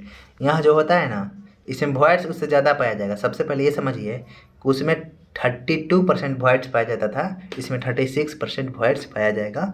और इसमें जो है सीमेंट पेस्ट का ज़्यादा रिक्वायर्ड होगा। क्या लिखे हैं, required more cement paste as compare to rounded aggregate. Rounded aggregate से ज़्यादा इरेगुलर एग्रीगेट में सीमेंट पेस्ट का रिक्वायर्ड ज़्यादा होगा। और ये ऑर्डिनरी कंस्ट्रक्शन के लिए, ऑर्डिनरी कंक्रीट में ये यूज किया जाता है। जैसे मान लीजिए ऑर्डिनरी ऐसे ही गली बनाना हो पतला सा, वहाँ पर ज़्यादा गाड़ी वाड़ी नहीं चलता हो, यहाँ पर इरेगुलर एग्रीगेट का यूज किया जा सकता है, समझे ना। अब देखिए यहाँ पर क्या है, because of irregularity in the shape they develop good bound. थोड़ा सा इरेगुलर रहता है ना, इरेगुलरिटी रहता है तो थोड़ा अच्छा बाउंड डेवलप करता है। Are suitable for making ordinary concrete, मतलब बोले हैं ना, ऑर्डिनरी कंक्रीट मेक करने में सुटेबल होता है। एंगुलर एग्रीगेट, अब देखिए क्रश रॉक स्टोन्स होता है, एंगुलर मतलब कि जो स्टोन्स को तोड़ते हैं चट्टानों से, वो कहते हैं एंगुलर एग्रीगेट होता है। इसमें वॉइड्स 40% पाए जाते हैं। सबसे ज़्यादा वॉइड्स इसमें पाए जाते हैं एंगुलर में।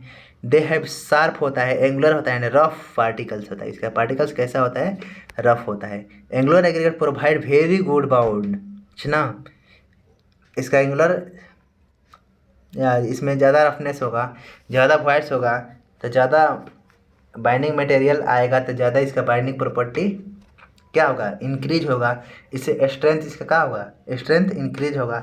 स्ट्रेंथ इंक्रीज होगा तो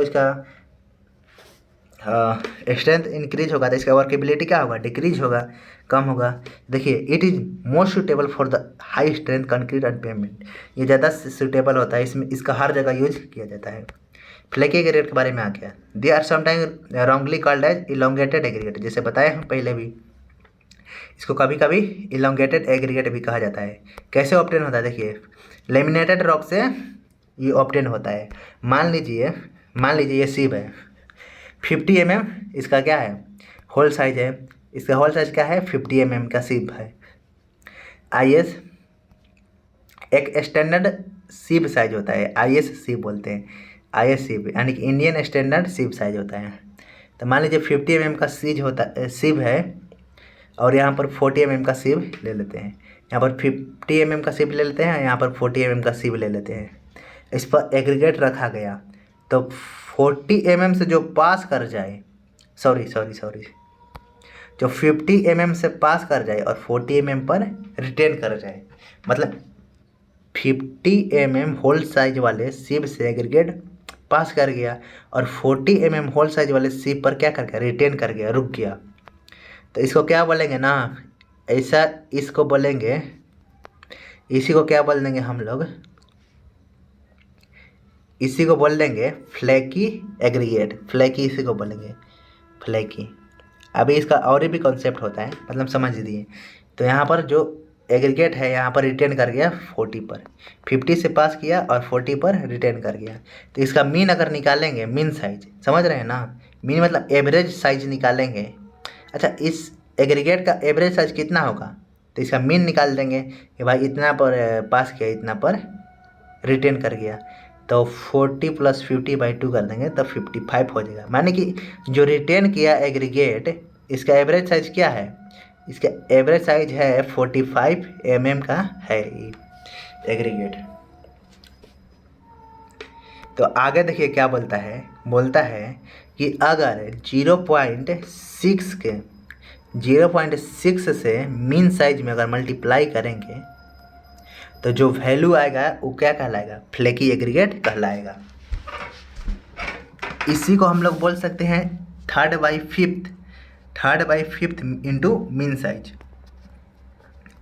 अगर मीन साइज में 0.6 से मल्टीप्लाई करने पर जो एग्रीगेट का वैल्यू आएगा उसको क्या बोलेंगे, फ्लैकी बोलेंगे।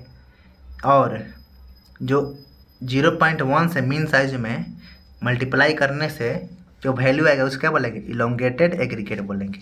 उसको क्या बोलेंगे, इलोंगेटेड एग्रीगेट बोलेंगे। या इसी को बोल देंगे 1.8 को 9/5 इंटू मीन साइज बोल सकते हैं। ये तो समझ में आ गया होगा आपको, ये उतना इम्पोर्टेंट नहीं है। तो मेक पुअर कंक्रीट बनाता है, फ्लैकी और इलोंगेटेड एग्रीगेट क्या करता है, पुअर कंक्रीट बनाता है। अब देखिए मेन चीज़ है यहीं, क्या है इसका, क्या है मेन चीज़ है यहाँ पर, क्या पढ़े, प्रॉपर्टी ऑफ एग्रीगेट पढ़ेंगे। इसका प्रॉपर्टी क्या होता है, प्रॉपर्टीज ऑफ एग्रीगेट। तो एग्रीगेट का प्रॉपर्टी क्या होता है, पढ़ते हैं। The property of aggregate considered wheel selecting aggregate for concrete, जो एग्रीगेट का जो प्रॉपर्टी होता है ना, कंसीडर किया जाता है व्हील जब सिलेक्टिंग एग्रीगेट फॉर कंक्रीट के लिए सेलेक्ट किया जाता है। इसका कौन कौन सा प्रॉपर्टी होता है देखिए, स्ट्रेंथ होता है, पार्टिकल शेप होता है, स्पेसिफिक ग्रेविटी होता है, बल्क डेंसिटी होता है, वॉइड्स होता है, पोरोसिटी, मॉइस्चर कंटेंट, बल्किंग, सब पढ़ेंगे, सारा चीज़ इस वीडियो में पढ़ेंगे। मॉडुलस ऑफ इलास्टिसिटी ई होता है, मॉडुलस ऑफ इलास्टिसिटी। आप लोग ने स्ट्रेन और स्ट्रेस पढ़े हैं, स्ट्रेस और strain. According to the Hooke's law, एक हुक्स लॉ है जो कि आप लोग को सिविल इंजीनियरिंग पढ़ना है, बहुत इंपॉर्टेंट टॉपिक है। वो क्या बोलता है ना कि स्ट्रेस जो होता है ना स्ट्रेन का डायरेक्टली प्रोपोर्शनल होता है। तो उसमें जो मॉडुलस ऑफ इलास्टिसिटी होता है ना, जो थोड़ा सा तबीयत डाउन है इसीलिए वॉइस में थोड़ा सा प्रॉब्लम आता होगा। तो मॉडुलस ऑफ इलास्टिसिटी जो होता है प्रोपोर्शनलिटी कांस्टेंट होता है। जैसे मान लीजिए स्ट्रेस है, स्ट्रेस को किससे डिनोट करते हैं, रो से, डायरेक्टली प्रोपोर्शनल टू स्ट्रेन। ये क्या है, स्ट्रेन है, ये वाला क्या है, स्ट्रेस है, और ये स्ट्रेन है। तो दोनों क्या होता है, प्रोपोर्शनल होता है। जब प्रोपोर्शनल का चिन्ह जब हटता है ना, जब प्रोपोर्शनलिटी हटाएंगे यहाँ से, तो स्ट्रेस बराबर क्या हो जाएगा, ई इंटू में स्ट्रेन हो जाएगा। ई क्या है, मॉडुलस ऑफ इलास्टिसिटी है। ये किसको दर्शाता है, स्ट्रेन को दर्शाता है। अच्छा, स्ट्रेस स्ट्रेन समझते हैं, थोड़ा सा बता देता हूँ आप लोग क्या होता है। देखिए मान लीजिए बॉक्स है, इस पर ऐसे हम लोग फोर्स लगाए, ऐसे अंदर की ओर इसको दाबाए, कंप्रेस किए, अंदर की ओर फोर्स लगाए। ये वो फोर्स जो लग रहा है ना, इसको क्या बोलेंगे, स्ट्रेन बोलेंगे। ये जो फोर्स लग रहा है इसे क्या बोलेंगे, स्ट्रेन बोलेंगे। अब मान लीजिए यहाँ से बाहर की ओर फोर्स लगा, इससे बाहर की ओर से फोर्स लगा, खींच रहे हैं इसको दोनों तरफ से, तो ये क्या हो जाएगा, इसको स्ट्रेस बोलेंगे। इसी को क्या बोलेंगे, स्ट्रेस बोलेंगे। Stress is like a pressure.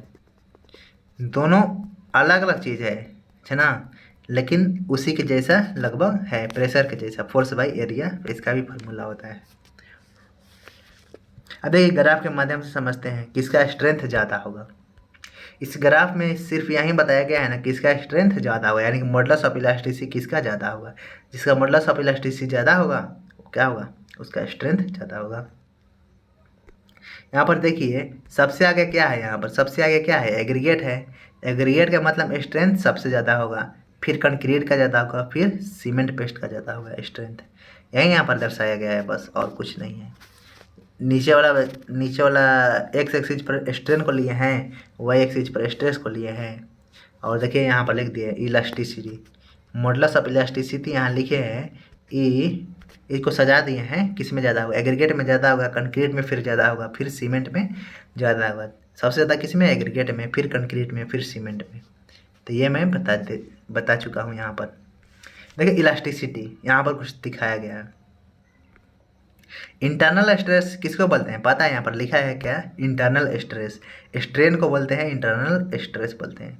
जैसे मैं बताया ना, बॉक्स है एक, बाहर से जब उस पर फोर्स लगाएंगे, इस पर बाहर से जब फोर्स लगाए, इसी को क्या बोलते हैं, स्ट्रेन बोलते हैं। तो इंटरनल जो स्ट्रेस है स्ट्रेन बोलते हैं। इंटरनल स्ट्रेस लगेगा तो क्या होगा, डायमेंशन क्या होगा, डिक्रीज होगा, कम होगा, बता चुका हूँ भाई। इलास्टिसिटी बढ़ेगी, मॉडुलस ऑफ इलास्टिसिटी बढ़ेगी तो क्या होगा, डायमेंशन क्या होगा, घटेगा। इसका डायमेंशन क्या होगा, घटेगा। और इंटरनल स्ट्रेस यानी कि स्ट्रेन क्या होगा, बढ़ेगा। स्ट्रेन क्या होगा, बढ़ेगा। मॉडुलस क्योंकि प्रोपोर्शन है ना भाई, इसके साथ मल्टीप्लाई होता है। इंटरनल स्ट्रेस के साथ मल्टीप्लाई किसका होता है, इसी का ना होता है। तो ये बढ़ेगा तो ये भी बढ़ेगा, जाहिर सी बात है। लेकिन ये अंदर की तरफ ऐसे लगता है फोर्स ना, तो इसका डायमेंशन क्या होगा, घटेगा। डायमेंशन चेंज क्या होगा, डायमेंशन चेंज क्या होगा, घटेगा।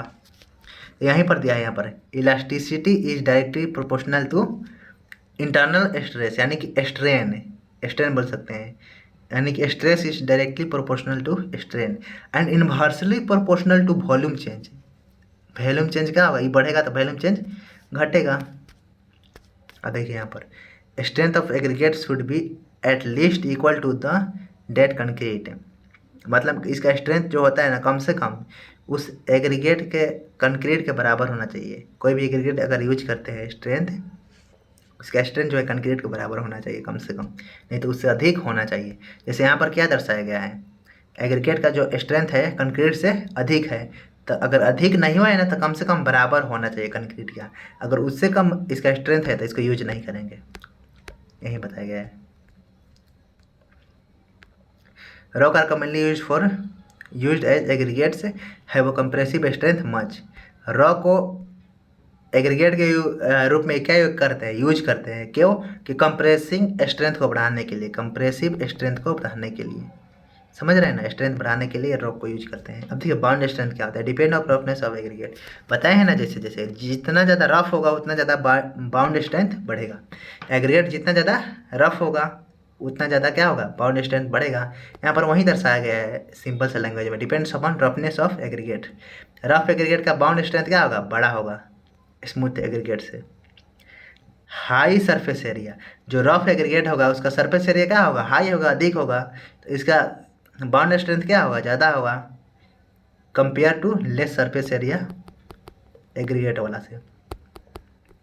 अब देखिए यहाँ पर एंगुलर एग्रीगेट यहाँ पर दर्शाया गया है। यहाँ पर एंगुलर एग्रीगेट का क्या होगा, बाउंडिंग स्ट्रेंथ ज़्यादा होगा राउंडर एग्रीगेट से, पहले ही बता चुका हूँ।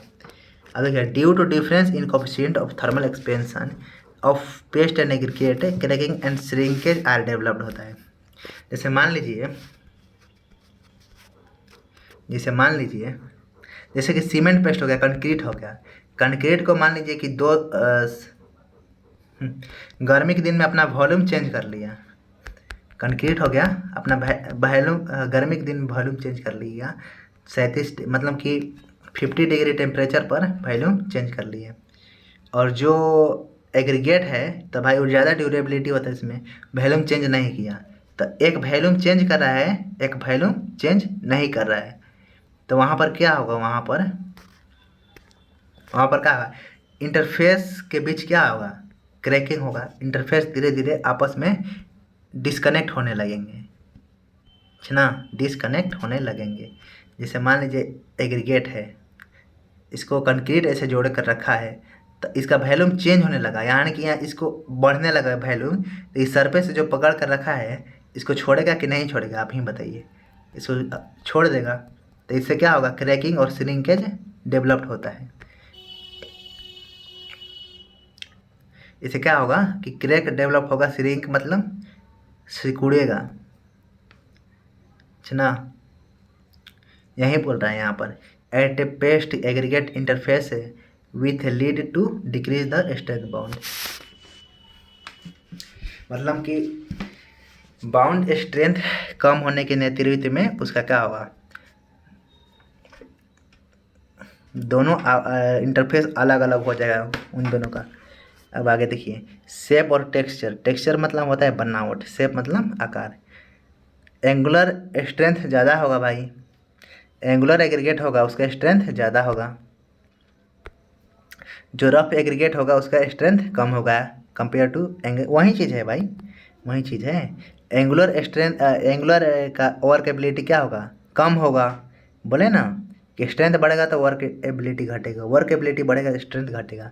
तो राउंड एग्रीगेट का वर्क एबिलिटी ज़्यादा होगा एंगुलर के मुकाबले।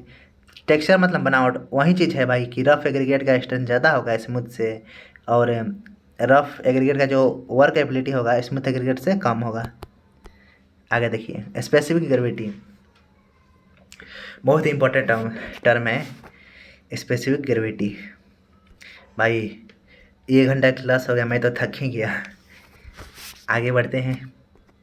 खैर देखिए स्पेसिफिक ग्रेविटी जो जी होता है और बल्क डेंसिटी इसी में हम लोग देख लेंगे। तो क्या बोल रहा है यहाँ पर, क्या बोल रहा है, जो जी होता है स्पेसिफिक ग्रेविटी बढ़ेगा, स्पेसिफिक ग्रेविटी जब बढ़ेगा तो इसका वेट क्या होगा, बढ़ेगा।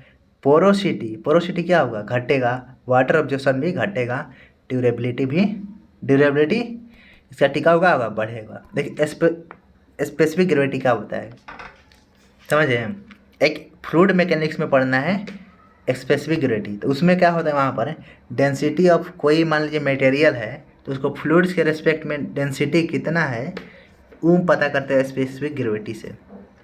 लेकिन यहाँ पर वो चीज़ कॉन्सेप्ट नहीं है।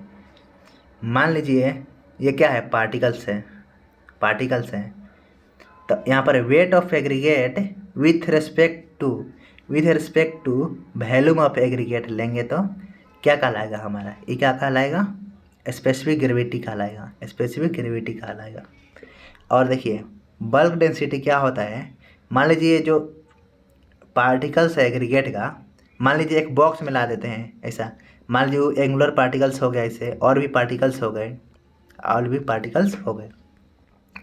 तो यहाँ पर क्या हो जाएगा, weight of aggregate to the total volume भी। समझ रहे हैं ना। मान लीजिए इस सबको डिलीट कर देता हूँ यहाँ से, अभी इसको भाई मान लीजिए यहाँ से ही डिलीट कर दिया यहाँ पर। अब देखिए मान लीजिए इसमें क्या है, पार्टिकल्स है, एक क्यूब में भर लिए, तो यहाँ पर जो वेट होगा एग्रीगेट का, weight of aggregate to the total volume of aggregate, यहाँ पर सारा वैल्यूम लेंगे, इसमें वॉइड्स भी इंक्लूड होगा, जो बीच में वॉइड्स सब खाली है ना, वॉइड्स ये भी इंक्लूडेड रहेगा, पूरा वैल्यूम लेंगे इसका वेट से, इसके वेट के रिस्पेक्ट में कितना वजन है, उसको क्या बोलेंगे, उसी को हम लोग क्या बोलेंगे, बल्क डेंसिटी बोलेंगे। अगर मान लीजिए सिंगल कोई एग्रीगेट है, इसका अगर वेट ले और इसी का वैल्यूम लें, केवल इसी का वैल्यूम, तो इसे क्या बोलेंगे, स्पेसिफिक ग्रेविटी बोलेंगे। समझ में आया। अब देखिए यहाँ पर क्या दर्शाया गया है, यहाँ पर देखिए अगर स्पेसिफिक ग्रेविटी बढ़ेगा तो वेट बढ़ेगा, जाहिर सी बात है। अब देखिए वहाँ पर टोटल वैल्यूम जब ले रहे थे उसके अंदर वॉइड्स भी इंक्लूड था, तो वॉइड्स क्या करेगा, वेट को कम करेगा भाई, इसमें वॉइड्स नहीं है भाई, सिंगल पार्टिकल्स है, इसका पूरा वेट और पूरा वैल्यूम लेना है, तो स्पेसिफिक ग्रेविटी बढ़ेगा तो क्या बढ़ेगा, वेट भी बढ़ेगा, वेट क्या होगा, बढ़ेगा, पोरोसिटी घटेगा। अब देखिए पोरोसिटी क्या होता है, पोरोसिटी कहने का मतलब क्या होता है, इसको ईटा से डिनोट करते हैं पोरोसिटी को, ये होता है volume of voids to the total volume, कि जितना टोटल वैल्यूम में कितना वॉइड्स है वैल्यूम में, ई डिनोट करता है पोरोसिटी की काम है कि पार्टिकल्स के बीच कितना खाली स्थान है, उसको बोलते हैं पोरोसिटी। समझ में आया। तो अगर वेट बढ़ेगा तो मतलब क्या, डेंसिटी ज़्यादा है मतलब वॉइड्स कम है। अब पोरोसिटी उल्टा होता है भाई, इसमें कितना वॉइड्स है उसको बोलते हैं पोरोसिटी। तो पोरोसिटी जाहिर से बात है घटेगा, वाटर एब्जॉर्प्शन क्या होगा, घटेगा भाई, जाहिर से बात है कि वाटर कहाँ जाएगा भाई, वॉइड्स में ही ना जाएगा भाई, पार्टिकल्स के वॉइड्स के बीच ना वाटर एब्जॉर्ब होगा। एग्रीगेट में अगर पानी डाल रहे हैं तो उस पानी को ऑक्यूपाई कौन करेगा, इसको वॉइड से ऑक्यूपाई करेगा, तो यहाँ पर क्या हो जाएगा, वाटर एब्जॉर्प्शन क्या हो जाएगा, कम हो जाएगा, क्योंकि डेंसिटी हाई है, वहाँ पर वॉइड्स नहीं है, तो ड्यूरेबिलिटी क्या हो जाएगी, बढ़ जाएगी भाई, उसके अंदर वॉइड्स ही नहीं रहा तो टिकाऊ रहेगी, जाहिर सी बात है भाई, यही कंसेप्ट है बस। The specific gravity of most, क्या बोल रहे हैं, समझ रहे हैं, of the natural aggregate lies between इतना, ये तो सिंपल है भाई, सिंपल है। तो स्पेसिफिक ग्रेविटी ज़्यादा से ज़्यादा नेचुरल एग्रीगेट का जो स्पेसिफिक ग्रेविटी होता है इतना के बीच लाई करता है। Specific gravity and porosity of aggregate greatly influence the strength, प्रभावित करता है स्ट्रेंथ को भाई, स्पेसिफिक ग्रेविटी और पोरोसिटी स्ट्रेंथ को प्रभावित करता है। स्पेसिफिक ग्रेविटी बढ़ाएंगे तो स्ट्रेंथ बढ़ेगा, पोरोसिटी बढ़ाएंगे तो स्ट्रेंथ घटेगा, वही बात है। और यही सब यहाँ पर दिया है जो पहले बताए हैं। क्वालिटी के लिए कौन जिम्मेदार होता है, स्पेसिफिक ग्रेविटी होता है, उसके क्वालिटी के लिए जिम्मेदार होता है, वही चीज़ है यहाँ पर। देखिए यहाँ बताया है ना, स्पेसिफिक ग्रेविटी बराबर वेट ऑफ एग्रीगेट है, यहाँ पर है to the weight of volume of aggregate है। यहाँ पर क्या बताए हैं, यहाँ पर बताए हैं weight of aggregate to the total volume बताए हैं ना। यहाँ पर देखिए bulk density of aggregate depends on their packing of particle shape and size and grading moisture content, सब लिखा हुआ है यहाँ पर जो बताए हैं। तो बल्किंग डेंसिटी ऑफ एग्रीगेट किस पर डिपेंड करता है, पैकिंग ऑफ पार्टिकल्स, यानी कितना मजबूती से बंधे हुए हैं उसका पार्टिकल्स शेप पर। और साइज ऑफ ग्रेडिंग यानी कि एक ही साइज का है कि नहीं, एक ही साइज का नहीं है। अगर अलग अलग साइज का होगा तो उसका स्ट्रेंथ खराब होगा, और एक ही साइज का जो होगा वो अच्छा एग्रीगेट होगा। For coarse aggregate a higher bulk density is an indication of fewer voids to the filled by the sand. वही चीज़ है, समझ रहे हैं ना। अगर बल्क डेंसिटी हाई होगा तो वॉइस क्या होगा, वॉइस क्या होगा, कम होगा। बल्क डेंसिटी हाई होगा तो वॉइस क्या होगा, कम होगा। वही चीज़ बता रहा है। अभी यहाँ पर मॉइस्चर कंटेंट आ गया। The surface moisture expressed as the percentage, है ना, as the percentage of the weight of the saturated surface dry aggregate is known as moisture content. A high moisture content increase the effective water cement ratio. WC मतलब क्या हो गया यहाँ पर, ये water by सी मतलब वाटर सीमेंट रेशियो हो गया। अब देखिए आगे, आगे देखिए क्या दिया हुआ है। देखिए, a high moisture content increase the effective water cement ratio to an appreciable extent and may causes for cracking. मान लीजिए, अब देखिए मॉइस्चर कंटेंट होता है क्या, पहले ही समझते हैं। अच्छा, मान लीजिए पार्टिकल्स है, जैसे यहाँ पर एग्जांपल दिया हुआ है यहाँ पर। तो मान लीजिए ये एक बड़ा पार्टिकल्स है, वेट सेम है, सबका वेट सेम है। ये जितना भी पार्टिकल्स है ना, वेट सेम है। वेट क्या है, सेम है। इसको एक पीस में रख दिए यहाँ पर, इसको तोड़ दिए, एक पीस ऐसे है, एक पीस ऐसे थोड़ा सा है, यहाँ पर दिख रहा होगा आपको। इसको 1.5 पार्ट में, मतलब कि 1/2/3 में डिवाइड कर दिए, सॉरी 3/2 में डिवाइड कर दिए यहाँ पर। इसको 2 पार्ट में डिवाइड कर दिए, इसको 3 पार्ट में डिवाइड कर दिए, इसको बहुत सारे पार्ट में डिवाइड कर दिए। यानी कि देख रहे हैं, यहाँ से इधर जा रहे हैं तो यहाँ पर कोर्स हो रहा है। जो एग्रीगेट है चाहे सैंड है, वो क्या हो रहा है, कोर्स हो रहा है। वो क्या हो रहा है, कोर्स हो रहा है। जो इधर जब जा रहे हैं तो क्या हो रहा है, फाइन हो रहा है। इधर जब जा रहे हैं तो इधर क्या हो रहा है, फाइन हो रहा है। अब बताइए कि सरफेस एरिया किसका अधिक होगा भाई, सरफेस एरिया किसका अधिक हो रहा है। तो ये पहले भी आपको समझा चुका हूँ कि भाई फाइन एग्रीगेट का सरफेस एरिया अधिक होगा, इसका कम होगा। यही बात है। जैसे जैसे इधर जा रहे हैं सरफेस एरिया क्या हो रहा है, बढ़ रहा है। यहाँ पर यही दिखाया गया है। यहाँ पर अगर सरफेस एरिया बढ़ेगा तो वाटर एब्जॉर्प्शन बढ़ेगा। मेन ई है कॉन्सेप्ट। सरफेस एरिया बढ़ेगा तो क्या बढ़ेगा, वाटर एब्जॉर्प्शन बढ़ेगा। क्यों, क्योंकि जितना ज़्यादा सरफेस एरिया होगा उतना ज़्यादा इसके अंदर क्या होगा, वॉइड्स होगा, उतने ज़्यादा वाटर एब्जॉर्ब करेगा भाई। जितना ज़्यादा सरफेस एरिया उतना अंदर उसके अंदर वॉइड्स होगा, तो उतना ज़्यादा वाटर का एब्जॉर्प्शन होगा। समझ गए बात।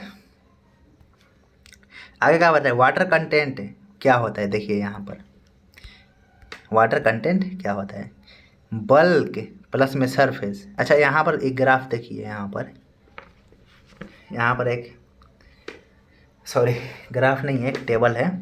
वाटर एब्जॉर्प्शन और वाटर एडजॉर्प्शन होता है, दो चीज़ होता है, पहले ये समझते हैं।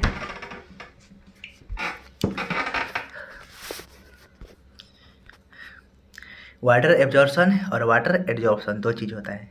देखिए क्या होता है, मान एग्रीगेट है, एग्रीगेट को पानी में डाल दिए, चाहे रख दिए ऐसे रेन में या रख दिए, तो नमीकरण जो अंदर वाटर एब्जॉर्ब करेगा ना, अपने अंदर जो इसके अंदर वाटर मौजूद रहेंगे, वाटर कंटेंट जो अंदर में वाटर रहेगा, उसको क्या बोलेंगे, एब्जॉर्ब कर लिया वाटर, एब्जॉर्प्शन बोलेंगे। उसको क्या बोलेंगे, एब्जॉर्प्शन बोलेंगे। बल्क में मतलब अंदर में जो वाटर को कंटेंट को ले लिया, वो अंदर में, अंदर अगर मॉइस्चर इसका है तो इसको क्या बोलेंगे, वाटर एब्जॉर्प्शन बोलेंगे।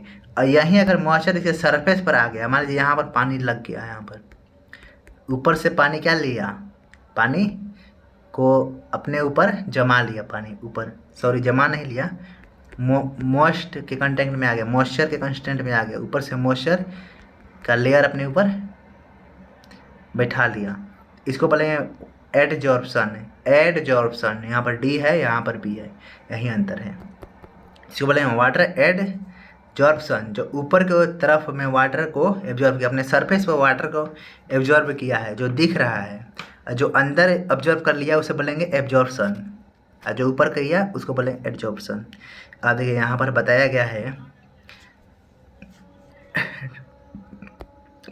है मान लीजिए अंदर मोस्ट लिखा है और सरफेस पर ड्राई है, मतलब अंदर मॉइस्चर कंटेंट अवेलेबल है और सरफेस पर नहीं है, तो इसको क्या बोलेंगे? मोस्ट सरफेस ड्राई बोलेंगे। वैसा एग्रीगेट को क्या बोलेंगे? मोस्ट सरफेस ड्राई एग्रीगेट है। जिस एग्रीगेट के अंदर मॉइस्चर है और सरफेस पर मॉइस्चर नहीं है, यानी कि अंदर मॉइस्चर को ऑब्जर्व कर लिया है और सरफेस पर नहीं किया है, तो उसे क्या बोलेंगे?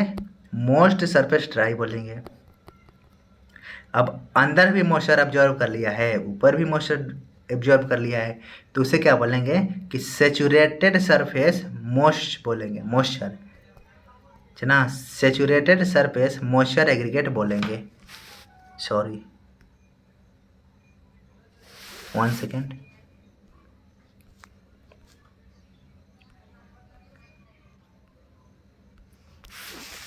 हाँ, तो देखेंगे यहाँ पर बैक हो गया, ओके कोई बात नहीं। तो देखेंगे यहाँ पर मैं क्या बता रहा था कि सेचुरेटेड जो सरफेस है उसका मान लीजिए कि अंदर भी मॉइस्चर एब्जॉर्ब कर लिया है, उसके सरफेस पर भी क्या है? मॉइस्चर एब्जॉर्ब है, सरफेस पर भी मॉइस्चर है, अंदर भी है, उसे बोलेंगे सेचुरेटेड सरफेस मॉइस्चर एग्रीगेट बोलेंगे उसको। बस बात इतनी सी है, समझ लीजिए।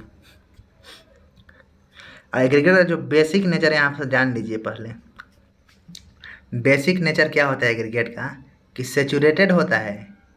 क्या होता है? सेचुरेटेड होता है और सरफेस ड्राई होता है।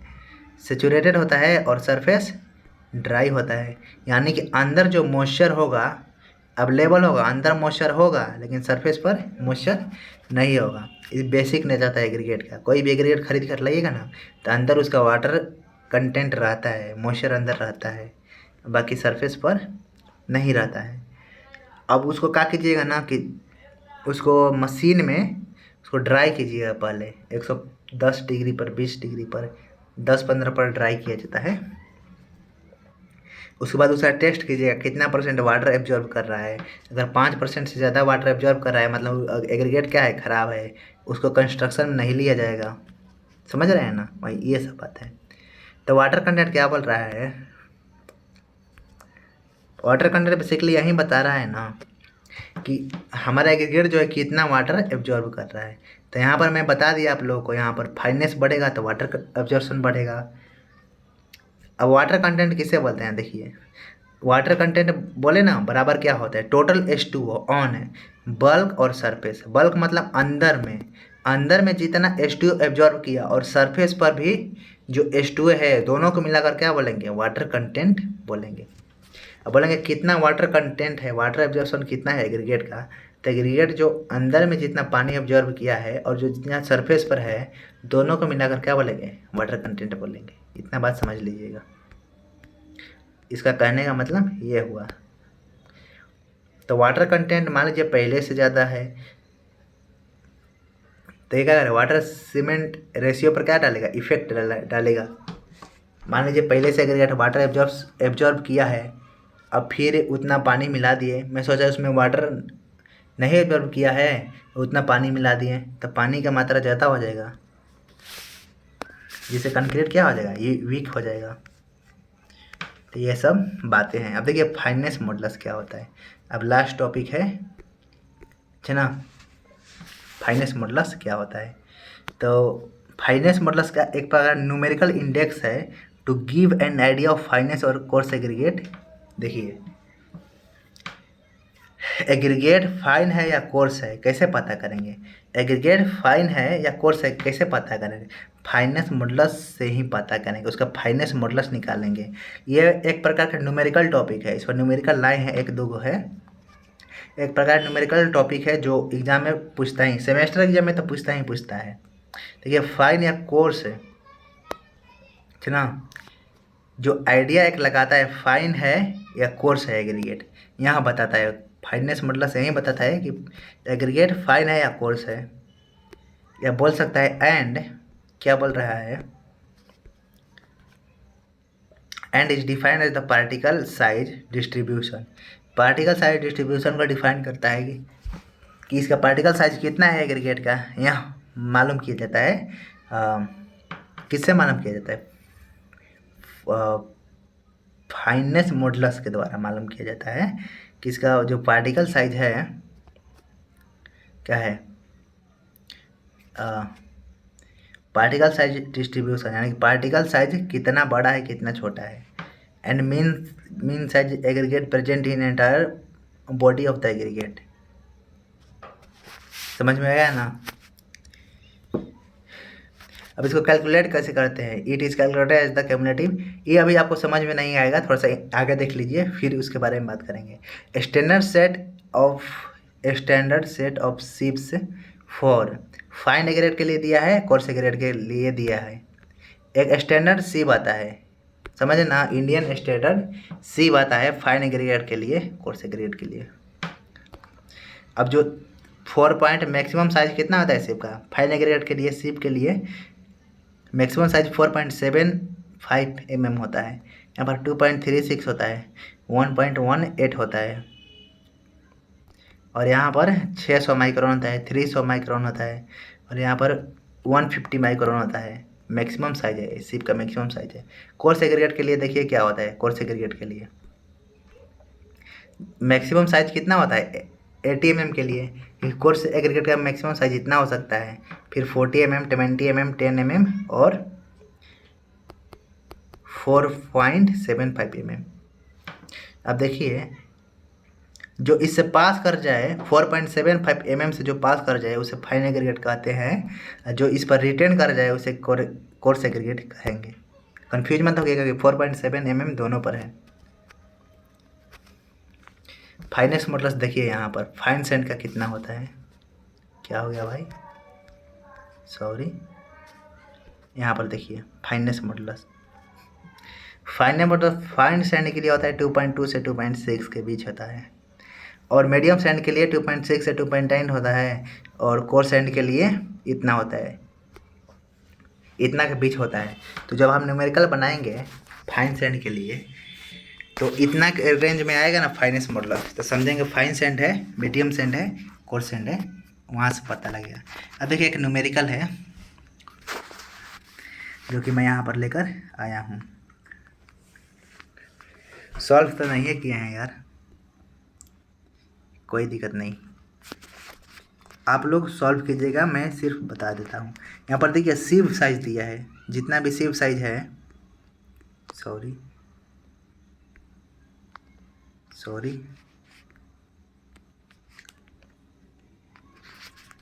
यहाँ पर जो शिप साइज है, हाँ देखिएगा यहाँ पर जो शिप साइज है, शिप का साइज दिया हुआ है यहाँ पर देखिए 80 mm, 40 mm, यहाँ से लेकर यहाँ तक शिप का साइज दिया हुआ है।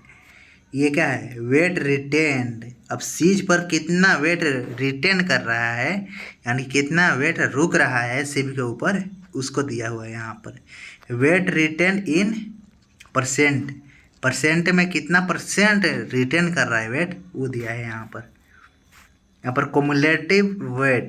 कम्युलेटिव परसेंटेज वेट दिया है यहाँ पर, कितना पास कर रहा है वो दिया है यहाँ पर। ये सब डाटा अपने से भी यहाँ पर बनाना होता है, अपने से ही बनाना होता है, उसके बाद फाइनेस मॉडुलस निकालना होता है। तो क्वेश्चन समझिए, क्वेश्चन क्या है। इस क्वेश्चन में बोल रहा है define the finance modulus of aggregate.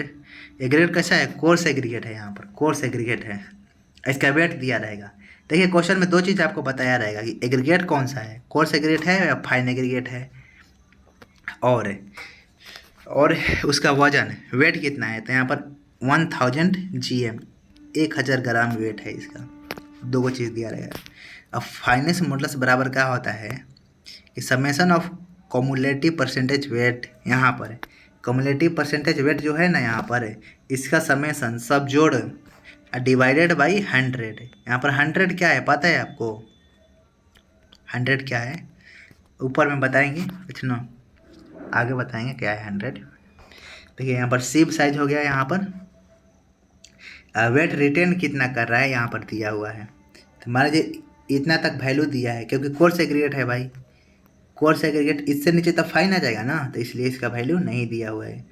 यहाँ पर दिया हुआ है कितना वैल्यू क्या हो रहा है, यहाँ पर इतना रिटर्न कर रहा है वेट, तो इसका यहाँ पर परसेंटेज निकाले हैं। देखिए कितना परसेंट रिटर्न कर रहा है भाई। यहाँ तो मान लीजिए कि 80 mm से एग्रीगेट पास हो गया है, 0 रिटर्न किया, रिटर्न नहीं किया, तो यहाँ पर कितना परसेंट रिटर्न किया, तो यहाँ पर 0 है तो यहाँ पर 0% रिटर्न किया। कम्युलेटिव वेट रिटर्न, कम्युलेटिव कैसे निकाला जाता है बताएंगे। कितना पास किया मतलब 0 रिटर्न किया था, यहाँ पर 100% पास करेगा। अब देखिए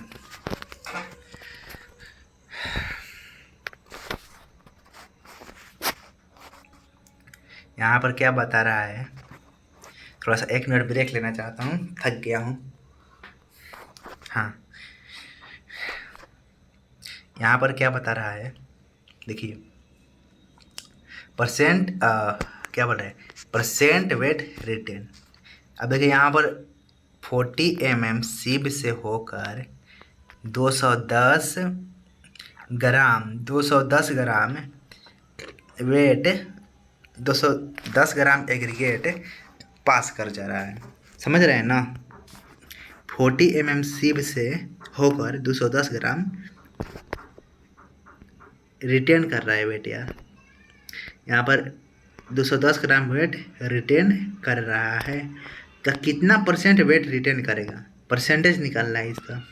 तो टोटल कितना पास कर रहे हैं, 210 ग्राम। टोटल एग्रीगेट का वजन कितना है, यहाँ पर देखिए 1000 ग्राम है। अब परसेंटेज निकालने के लिए 100 से गुणा करेंगे, तो देखिए 2 0 से 2 0 1 0 से 21%। वही चीज़ यहाँ पर लिखे हैं, वही चीज़ यहाँ पर लिखे हैं 21% दिखाई दे रहा है यहाँ पर, सॉरी यहाँ पर 21% वही चीज़ लिखे हैं यहाँ पर। अब देखिए मान लीजिए कि 400 ग्राम 20 mm के सिप से होकर 410 ग्राम वेट पार कर जा रहा है, अच्छा ना। तो कितना में 400 ग्राम पार कर रहा है, 1000 में, 1000 में। और इसका परसेंटेज निकाल लेंगे, 100 से गुणा कर लेंगे, 2 0 से जो 0 ये है, यानी कि 41।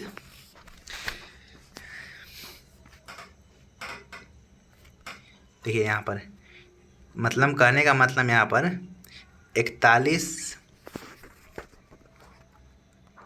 कहने का मतलब यहाँ पर 41% क्या कर रहा है, पास कर रहा है वेट यहाँ से। वैसे ही इसका निकाल लीजिएगा अपना। निकालने के बाद कम्युलेटिव वेट रिटर्न, कम्युलेटिव इन परसेंट कैसे निकालेंगे। अब देखिए यहाँ पर 0 है तो यहाँ पर 0 लिख देंगे, ठीक है भाई। अब जो दूसरा में है ना, तो 0 + 21 कर देंगे। दूसरा वाला जो श्रेणी में लिखेंगे, तो ये दोनों में कितना परसेंट रिटर्न कर रहा है, 40 mm और 40 mm सिप से और 80 mm सिप से कितना रिटर्न किया परसेंटेज में, दोनों को ऐड कर इसमें लिखेंगे ना। कितना किया, 21%। अब तीसरा वाला श्रेणी में तीनों को जोड़ कर लिखेंगे। तीसरा वाला जो रो है इसका, तीसरा वाला जो रो है 62, तो यहाँ पर तीनों को जोड़ कर लिखेंगे। 21 + में 41 बराबर में 62 आ जाएगा। अब देखिए जो चौथा आया है ना, सॉरी 62 के बाद क्या है, 87 है, 87 है ना। तो ये चौथा रो है ना, चौथा रो में चारों को जोड़ कर लिखेंगे, यानी कि 21 + में 41 + में 25, चारों को जोड़ कर लिखेंगे कम्युलेटिव परसेंटेज वेट निकालने के लिए, तो 87 आ जाएगा। वैसे ही इसमें पाँचों को जोड़ कर लिखेंगे, तो 87 में 13 जोड़ेंगे तो 100 आ जाएगा यहाँ पर।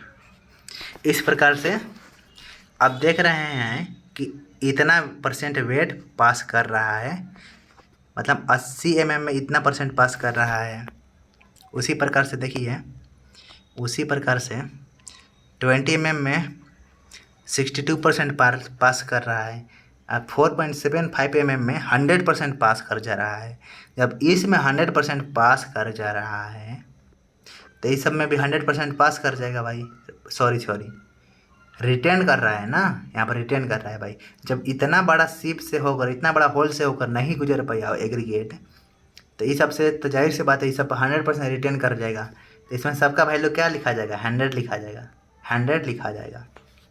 इसमें सबका वैल्यू क्या हो जाएगा, इसलिए 100 हो जाएगा।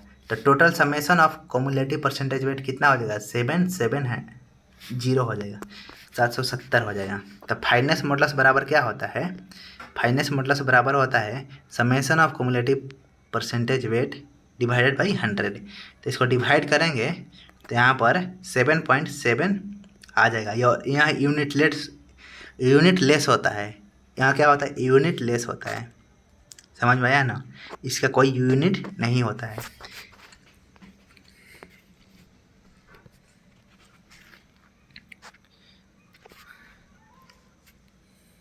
देखिए आगे, अब लगभग सेशन ख़त्म ही हो गया है, ख़त्म हो गया सेशन। अब इसमें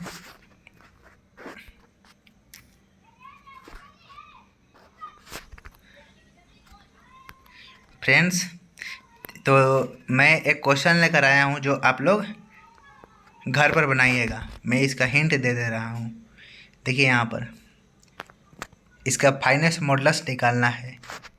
देखिए किसके लिए, फाइन एग्रीगेट के लिए, ये फाइन एग्रीगेट के लिए है।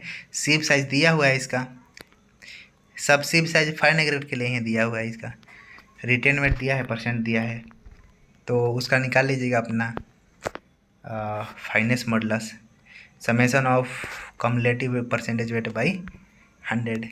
अब देखिए यहाँ पर ही पढ़िए कैलकुलेशन में क्या लिखा है, कैलकुलेट कैसे किया जाता है वहीं यहाँ पर थ्योरी में लिखा है। अब आपको अच्छा समझ में आएगा। इट इज़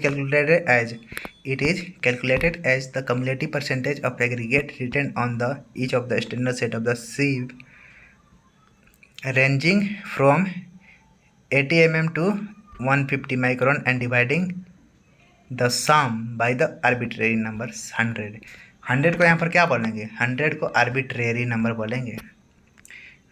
यहाँ पर जो 100 से डिवाइड किए हैं ना, यहाँ पर जो 100 से डिवाइड किए हैं उसको आर्बिट्रेरी नंबर बोलेंगे। वही बोल रहा है यहाँ पर, calculated as the cumulative percentage of weight retained on each of the standard set of, मतलब कितना परसेंट वेट रिटेन कर रहा है, कम्युलेटिव परसेंटेज जो एग्रीगेट है कितना परसेंट रिटेन कर रहा है, कहाँ से लेकर, देखिए 80 से लेकर 150 माइक्रोन के बीच।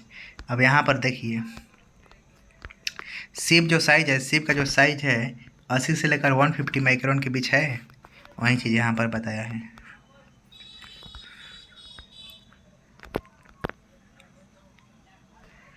अच्छा ना, वही चीज़ यहाँ पर बताया है।